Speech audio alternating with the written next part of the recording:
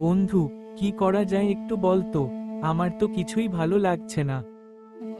তাহলে চল, কালকে আমরা জমিদার বাবুর পুকুরে মাছ মারতে যাই। জমিদার বাবু যদি আমাদেরকে দেখে ফেলে, তাহলে তো আমাদেরকে মেরেই ফেলবে।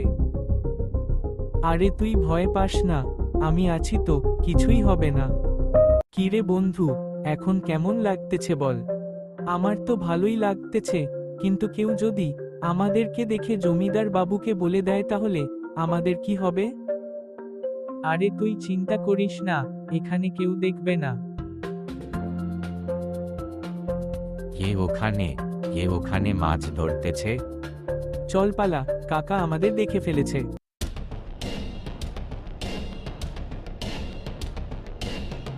এখন আমাদের কি হবে?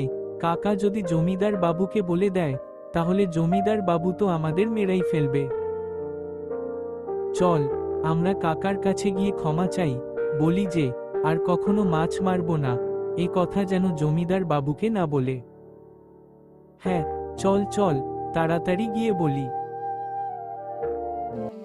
কাকা, আমাদের ভুল হয়েছে, আমরা আর এরকম কাজ করব না, আমাদেরকে ক্ষমা করে দেন, আর জমিদার বাবুকে এ কথা বলবেন না। ঠিক আছে, আমি বলবো না, কিন্তু একটা কথা শোনো তোমরা, চুরি করা ভালো না। চুরি করে কখনোই কেউ জীবনে বড় হতে পারে না।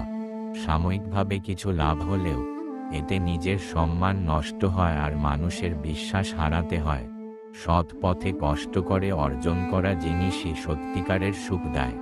আল্লাহ সব দেখেন, তাই অন্যের হক নষ্ট না করে নিজের পরিশ্রমে এগিয়ে যাওয়াই সবচেয়ে ভালো পথ।